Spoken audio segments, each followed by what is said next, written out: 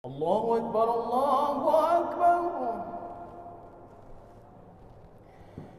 Seorang yang sangat mulia, dimuliakan oleh Allah dan dimuliakan oleh manusia, tapi dicaci oleh orang-orang kafir, orang-orang musyrik yang tidak ada adab, yang disebut dengan biadab, selalu mencela Nabi, selalu menghina Rasul sallallahu alaihi wasallam.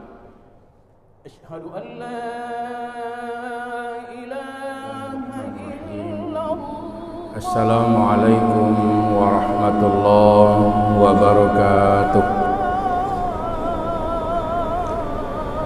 Alhamdulillah, alhamdulillahilladzi hadana ila Islam wa nahana 'anil ma'asi wal asam. Asyhadu an la ilaha illallah wahdahu la syarika lah wa asyhadu anna Muhammadan 'abduhu wa rasuluh. Allahumma salli ala sayyidina Muhammad wa ala ali Muhammad wa sallim tasliman katsira. Amma ba'du, fa ya ayyuhal hadirun wal hadirat rahimakumullah, usikum wa nafsi bisabri was salah, innallaha ma'as sabirin.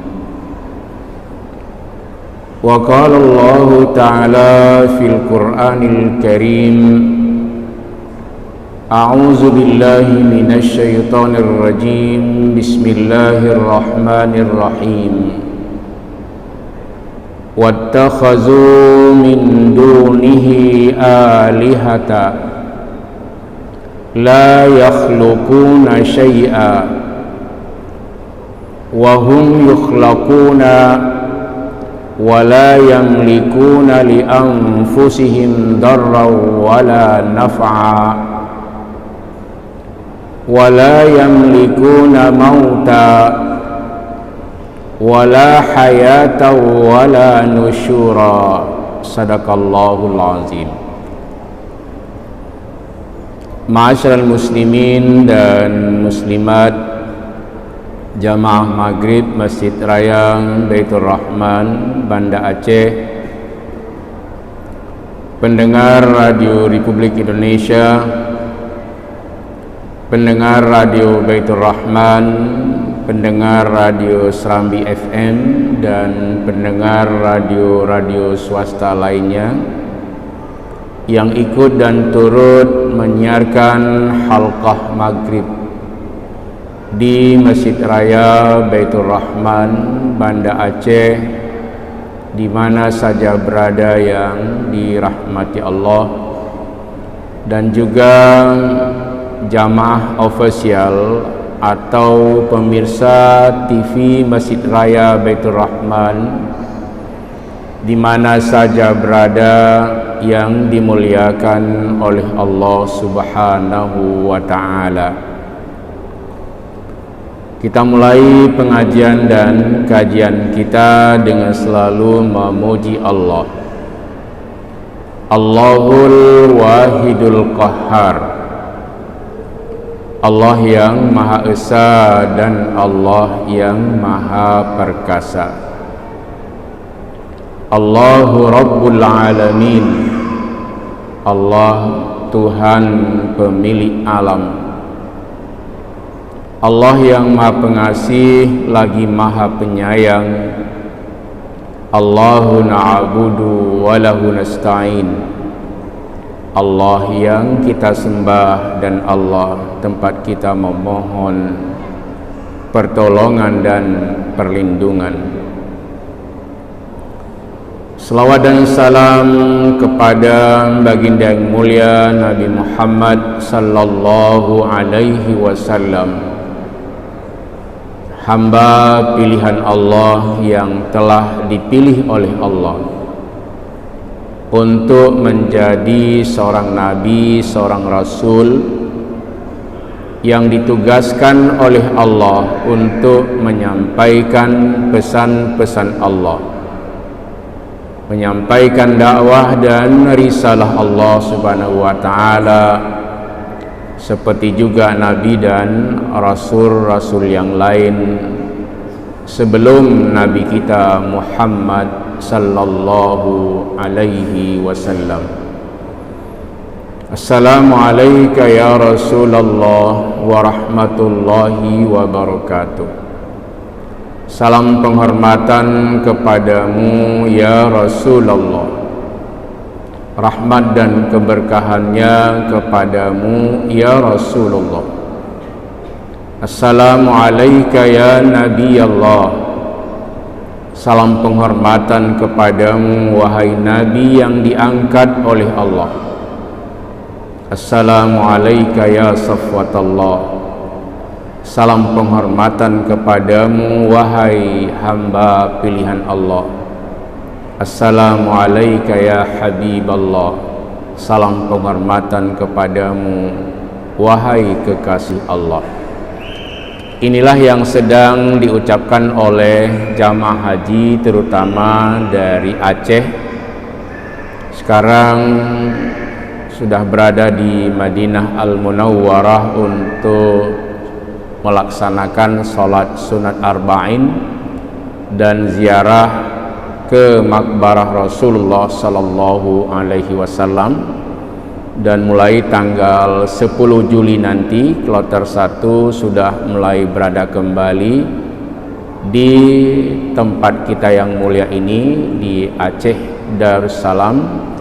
Semoga mereka semua diterima hajinya dan menjadi haji yang mabrur, haji yang diterima oleh Allah Subhanahu wa taala, haji yang diridai oleh Allah, dan Allah memberikan sehat walafiat kepada mereka semua, baik di waktu pergi maupun di waktu pulang. Ma'asyiral muslimin dan muslimat serta jamaah pendengar di mana saja berada yang dirahmati Allah, malam ini kita akan melanjutkan pengajian kita di surah Al-Furqan mulai ayat 3. Dan kajian kita adalah tentang ayat-ayat akhlak, tafsir ayat-ayat akhlak dan ilmu akhlak yang ada di dalam kitab suci Al-Quran Al-Karim. Jadi kalau di surah Al-Furqan ini mulai ayat 1 sampai dengan seterusnya banyak sekali Allah mengungkapkan tentang akhlak atau perilaku orang-orang kafir dulu waktu di Mekah sampai ke Madinah. Nah, kalau kita baca surah Al-Furqan ini tertulis di bawahnya Suratul Furqan Makkiyah. Artinya surah Al-Furqan ini ayat-ayatnya diturunkan oleh Allah ketika Nabi masih berada di kota Mekah, belum hijrah ke Madinah Al-Munawwarah.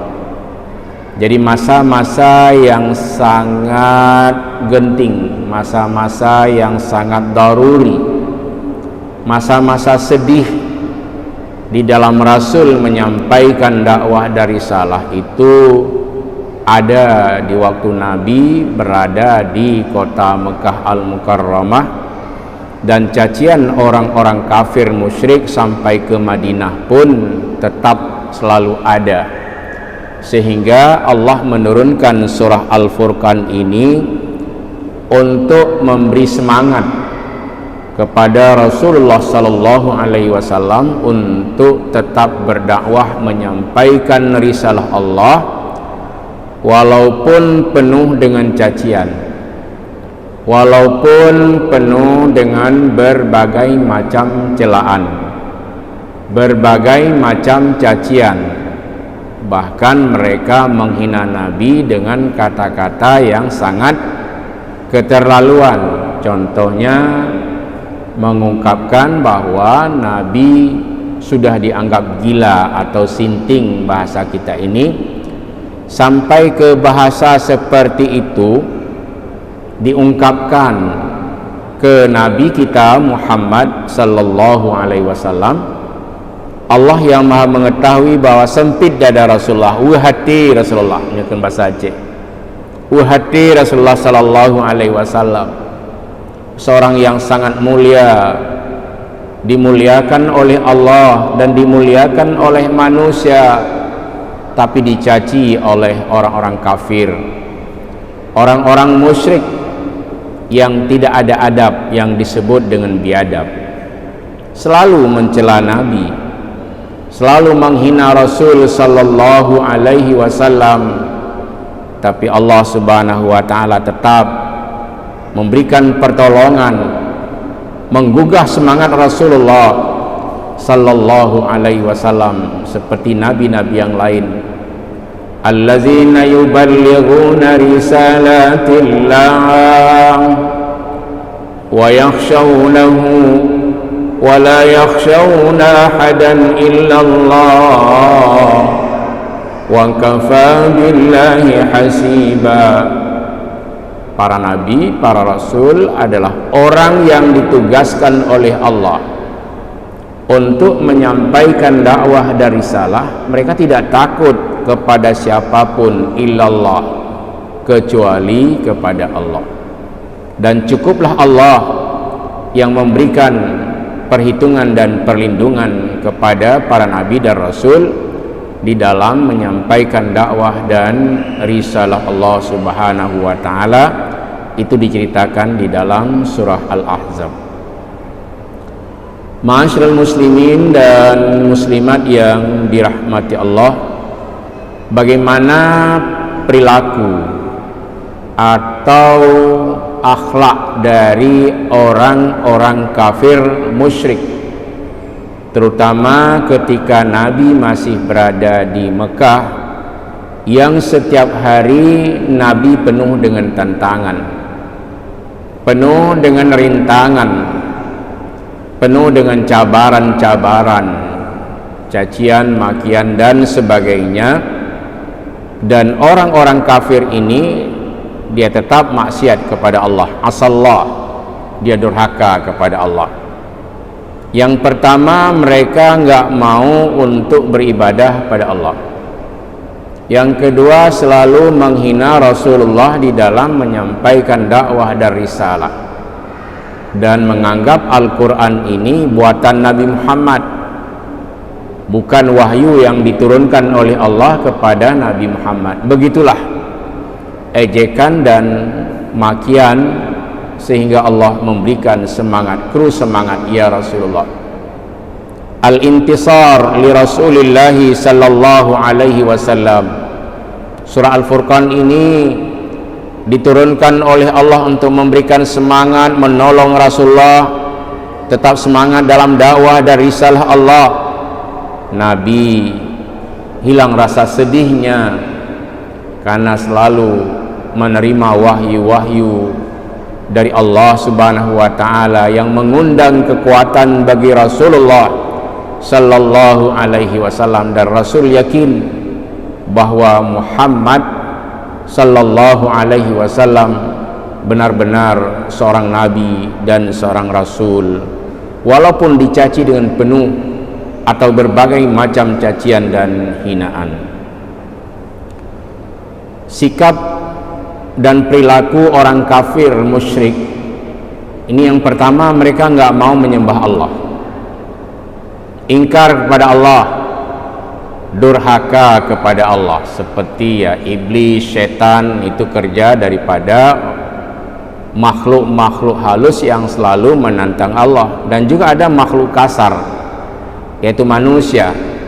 Di mana saja, kalau dulu Mekah Madinah hawasannya, sekarang seluruh dunia ada orang yang ingkar pada Allah, ada orang yang maksiat kepada Allah, ada orang yang selalu mencaci ayat-ayat suci Al-Quran Al-Karim. Bahkan lebih berani lagi, di zaman kita ini pernah kita lihat ada orang pakai sepatu menginjak Al-Quran. Nah, dia bilang, apa ini Al-Quran? Lalu kita yang melihat lalu bertanya, mengapa Allah diam terhadap perbuatan yang dilakukan oleh orang-orang yang seperti itu? Mengapa Allah Subhanahu wa ta'ala tidak langsung menghukum baik kaum maupun person atau seseorang? Allah sudah berjanji di dalam Al-Quran, وَمَا أَهْلَكْنَا مِنْ قَرْيَةٍ إِلَّا وَلَهَا كِتَابٌ مَعْلُومٌ. Dan Allah tidak membinasakan sesuatu kota, sesuatu kaum, kecuali memang sudah ditetapkan jadwal oleh Allah. Ini contoh misalnya orang Palestina sedang tersiksa. Banyak orang kita nanya, kemana Allah? Mengapa Allah mendiami perbuatan mereka? Dan banyak sekali orang bertanya, mengapa mereka enggak ditolong dan tidak tertolong? Dan mengapa Allah tidak mengazab orang Yahudi itu yang sedang mendolimi orang Islam yang ada di Palestina? Sebenarnya Allah sudah sangat lama menjawab. Allah itu bukan manusia. Allah itu Al-Wahidul Qahar, Maha Esa dan Maha Perkasa. Allah tidak mengazab sesuatu kaum, sesuatu kota, kecuali menurut jadwalnya. Jadi sudah dijadwalkan oleh Allah. Mungkin kita nggak bisa melihat nanti ketika Palestina merdeka, ketika Allah mengazab orang-orang Israel yang sangat kejam terhadap orang Palestina. Allah telah memberi pengetahuan kepada kita. Mungkin ada di antara kita yang belum pernah membaca ayat ini yang terdapat di dalam surah Al-Hijr ayat 4. Wa ma ahlakna min qaryatin illa walaha kitabun ma'lum. Dan kami, kata Allah, dan Allah tidak membinasakan sesuatu kota kecuali telah ditetapkan jadwalnya oleh Allah. Sudah dibuat pengumuman, kita yang enggak membaca, sudah ada pengumuman semua dari Allah. Ini bangsa Yahudi yang sedang mendolimi Palestina, beberapa tahun lagi akan mendapat azab dari Allah Subhanahu wa ta'ala. Kapan jadwalnya hanya Allah yang maha mengetahui. Tapi ketika kezaliman sudah sangat zalim, di saat itulah saya sering menceritakan bagaimana umat-umat dahulu ada yang buat surga buatan, kemudian disuguhkan anak-anak gadis perawan untuk dizinahi.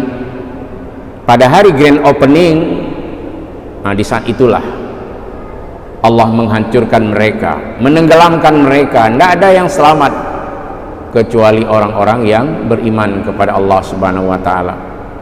Umat Nabi Lut yang sering kita dengar sangat kejam, membunuh orang-orang miskin,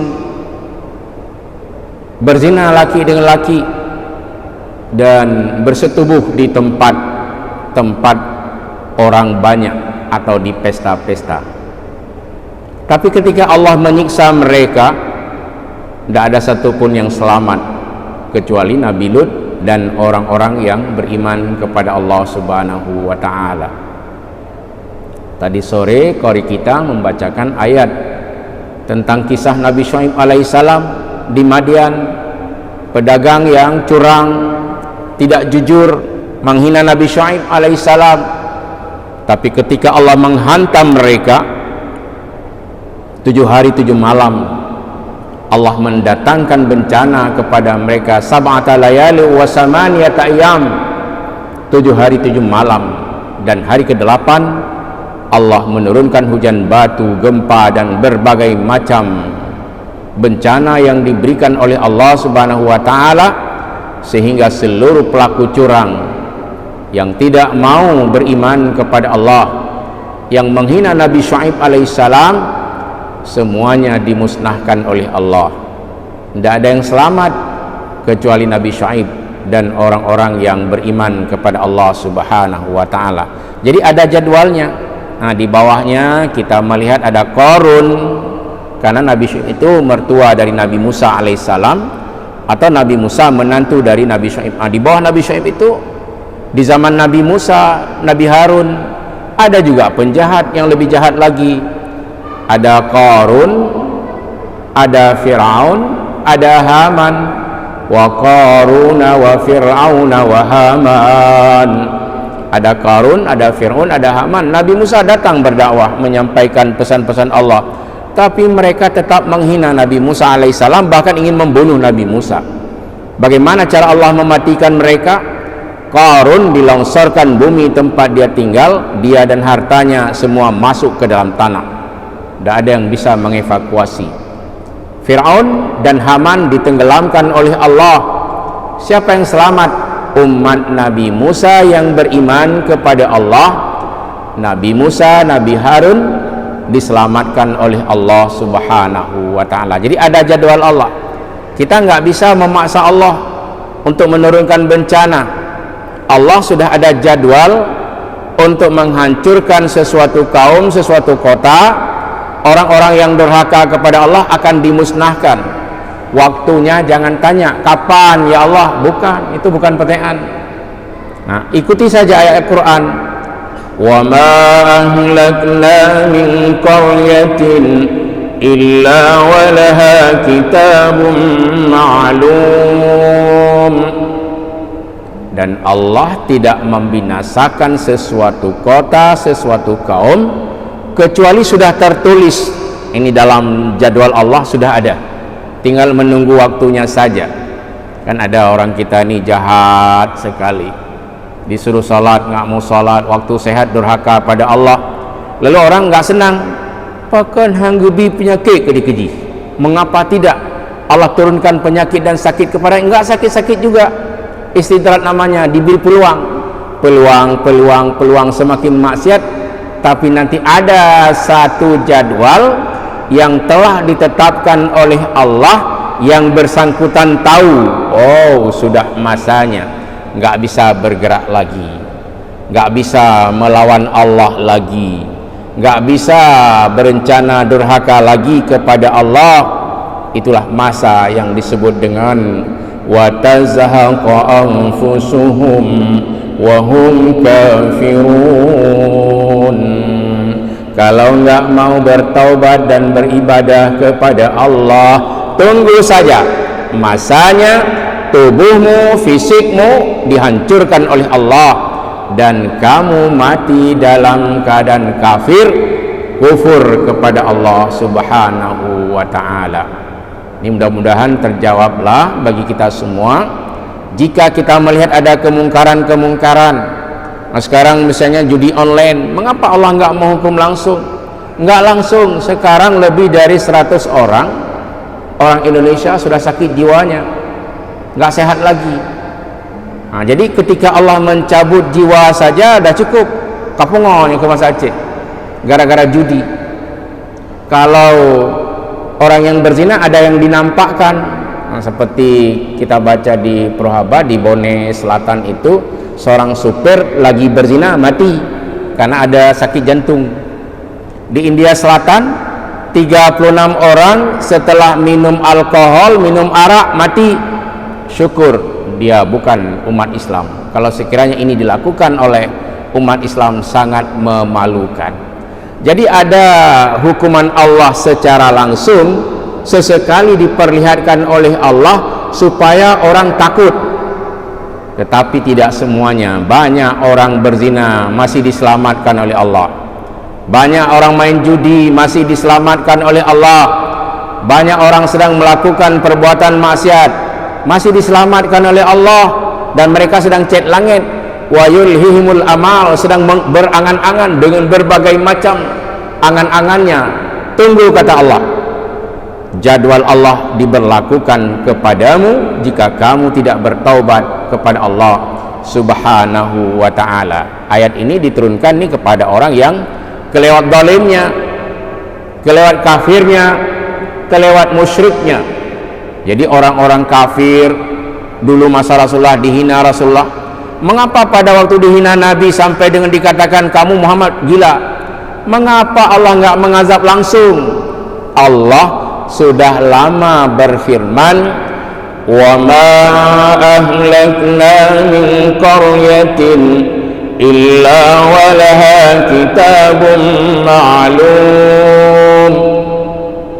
Dan kami tidak membinasakan sesuatu kota beserta dengan penduduk-penduduknya kecuali dalam jadwal yang telah ditetapkan oleh Allah Subhanahu wa ta'ala. Nah, kita kembali ke ayat yang sedang kita baca ini. Bagaimana perilaku, etika, moral dari orang-orang kafir musyrik waktu Nabi di Mekah. Itu tahun pertama, kedua, ketiga Nabi berdakwah, Masya Allah. Berbagai macam ejekan, berbagai macam hinaan, bahkan Nabi ditakut-takuti. Kalau kamu terus berdakwah dan menyampaikan risalah Tuhanmu, kami akan membunuhmu. Ini kalau kita, ini sudah hampir bulan Muharram nih, tanggal 7. Kita lihat bagaimana ancaman-ancaman kepada Nabi sebelum Nabi hijrah ke Madinah Al-Munawwarah. Muhammad, engkau harus berhenti menyampaikan dakwah. Kemudian orang-orang kafir Mekah datang ke pamannya yang bernama Abu Talib. Wahai Abu Talib, sampaikan kepada keponakanmu, jika dia tidak mau berhenti menyampaikan dakwah dari risalah Tuhannya, maka kami akan membunuhnya. Sampaikan kepada keponakanmu untuk berhenti menyampaikan dakwah dan risalah. Abu Talib menyampaikan pesan ini kepada keponakannya yang bernama Muhammad sallallahu alaihi wasallam. Ya ibnu ammi, wahai keponakanku. Tokoh-tokoh kafir Quraisy, tokoh-tokoh Quraisy yang ada di Mekah ini mendatangi paman agar paman bersedia untuk menyampaikan pesan mereka kepadamu. Apa pesannya, wahai paman? Engkau diminta oleh mereka untuk berhenti menyampaikan dakwah dari salah Tuhanmu. Jangan lagi berdakwah, nak ya. Paman, sampaikan kepada mereka, kalau sekiranya mereka sanggup meletakkan matahari di sebelah kananku dan bulan di sebelah kiriku, kemudian mereka memintaku untuk berhenti menyampaikan dakwah dari salah, wallahi ya ammi, demi Allah wahai pamanku, aku tidak akan berhenti menyampaikan dakwah dari salah. Sampaikan kepada mereka. Berarti Nabi Muhammad berani. Kalau sudah keluar keberaniannya, siapapun ditantang. Maka menjadi pendakwah itu jangan melempem. Jadi ketika ditantang, pertama sabar, kalau sudah kelewat batas, lawan. Nah, itu yang diperintahkan oleh Allah Subhanahu wa ta'ala di dalam Al-Quran. Seperti sikap Rasulullah Sallallahu Alaihi Wasallam, dia berkata kepada pamannya, ya Abu Talib, ya Ami, sampaikan kepada mereka mengenai jawabanku.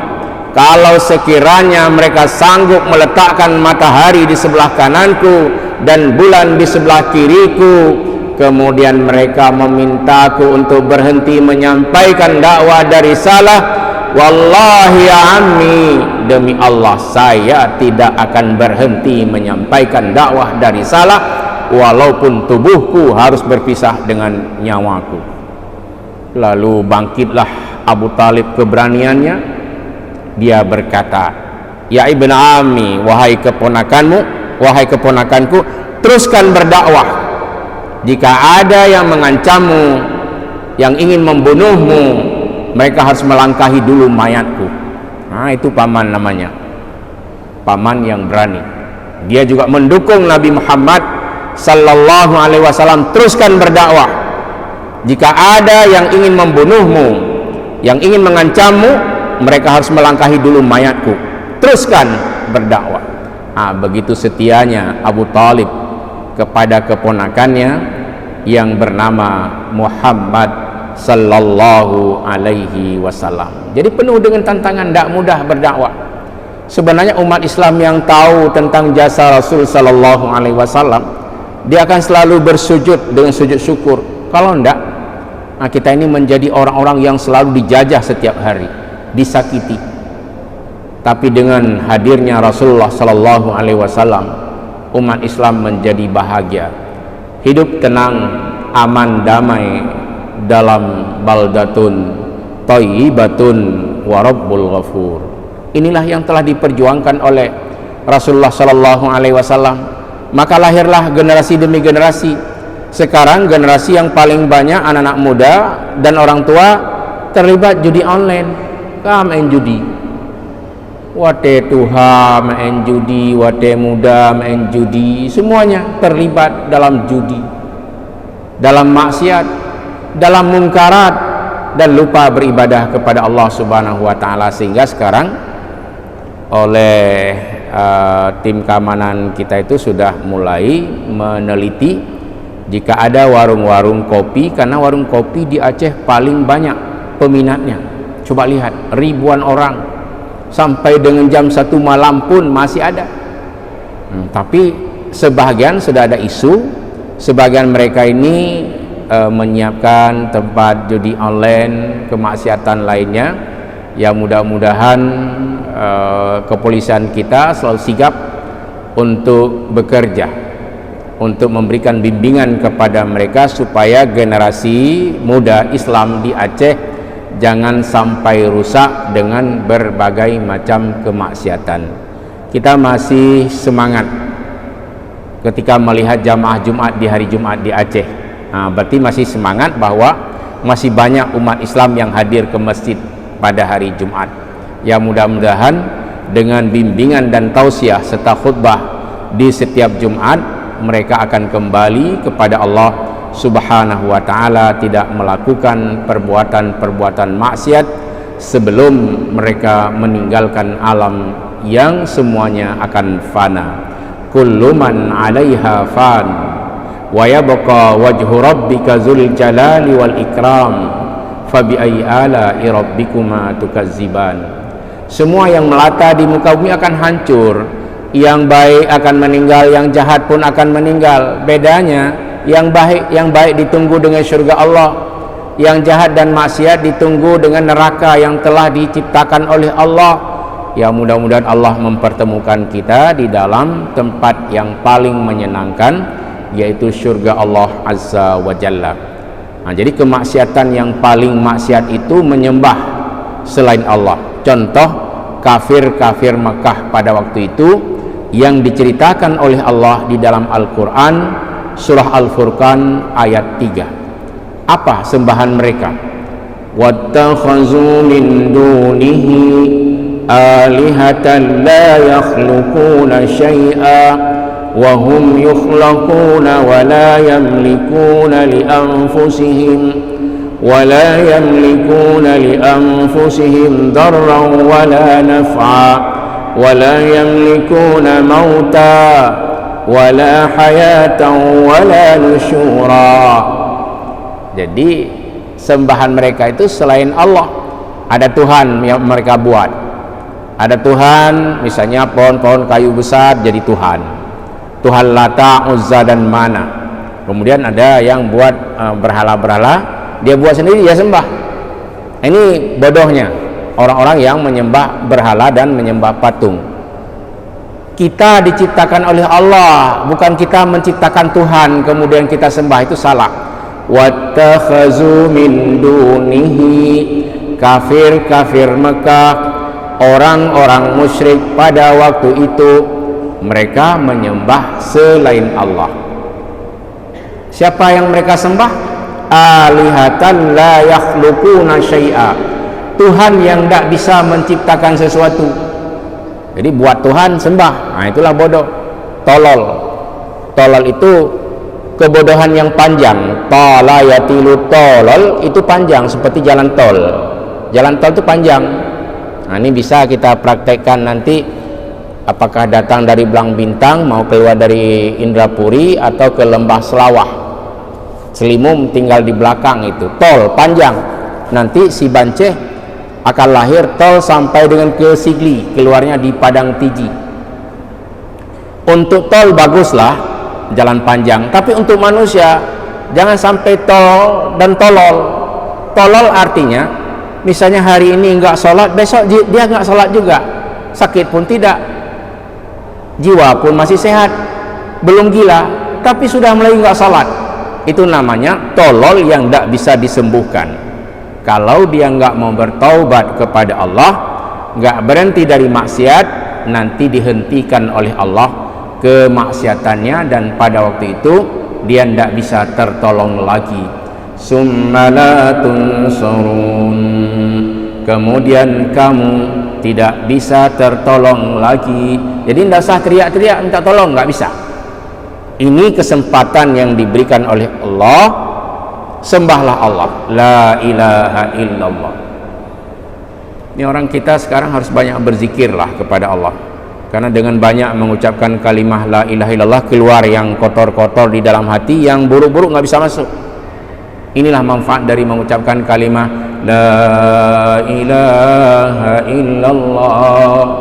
Coba lihat orang Aceh itu kalau mulai berzikir, 3 pertama itu hati-hati. Afdalu zikri fa'lam annahu la ilaha illallah, la ilaha illallah, la ilaha illallah. Baru yang keempatnya cepat-cepat, la ilaha illallah, la ilaha illallah. Itu ketika seseorang sudah meresapi dan menghayati kalimah la ilaha illallah, dia tidak akan menyembah selain Allah.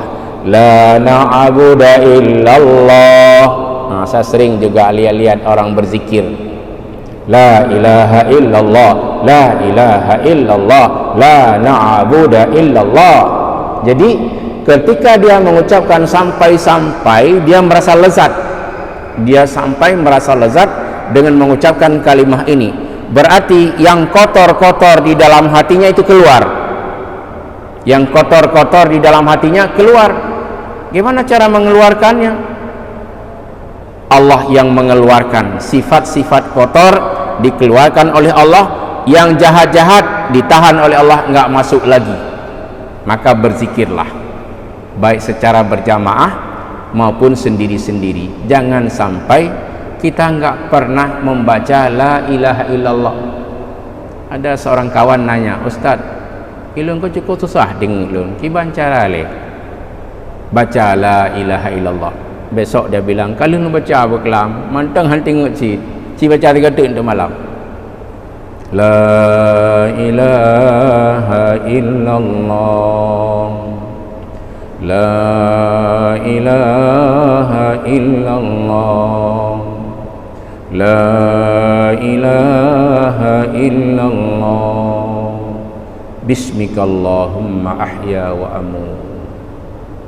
Tertidur dia, besok datang lagi, nya Ustaz lagi ron pegah, memang memandum yang perkali nabinya, tinggal patih ngahan patih itu. Apa yang diceritakan di dalam Al-Quran dan di dalam Sunnah Rasul Sallallahu Alaihi Wasallam semuanya benar. Tinggal patuh dengan tidak patuh, tinggal taat dengan tidak taat kepada Allah Subhanahu wa Ta'ala. Dalam cerita kita malam ini, jangan sekali-kali mengikuti gaya orang kafir yang ada di Mekah dulu pada masa Nabi, yang kerja mereka maksiat kepada Allah, tidak mau menyembah Allah, menghina Nabi kita Muhammad Sallallahu Alaihi Wasallam dengan berbagai macam hinaan, sampai-sampai sempit dada Rasulullah, hati Rasulullah Sallallahu Alaihi Wasallam karena hinaan dan ucapan-ucapan jelek dari mereka.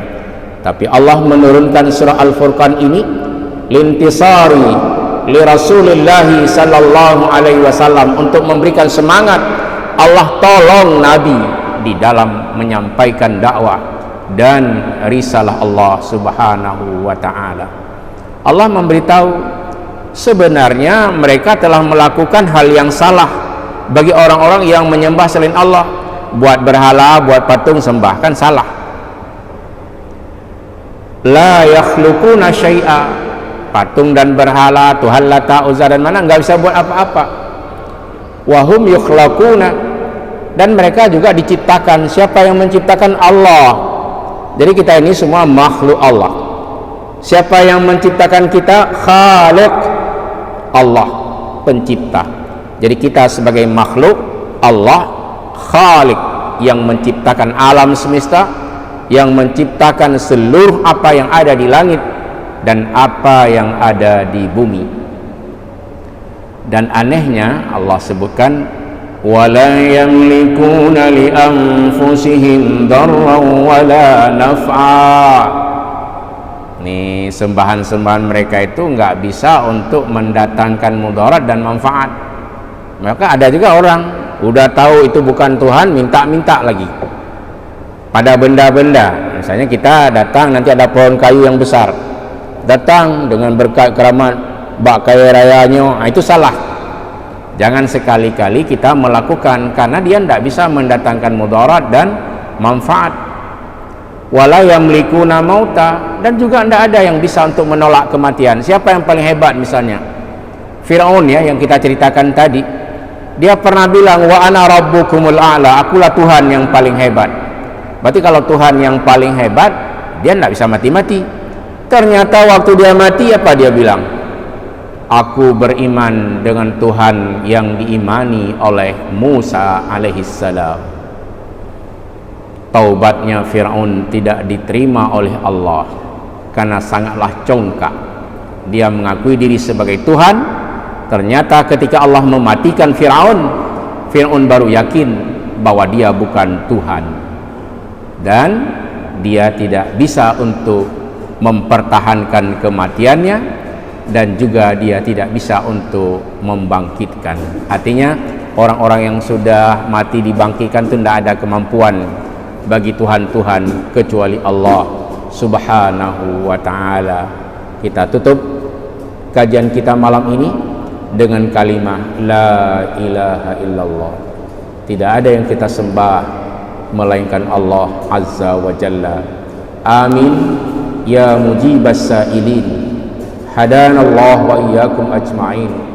Wassalamualaikum warahmatullahi وبركاته. في الآخرين وصل وسلم على سيدنا محمد في النبيين وصل وسلم على سيدنا محمد في المرسلين وصل وسلم على سيدنا محمد في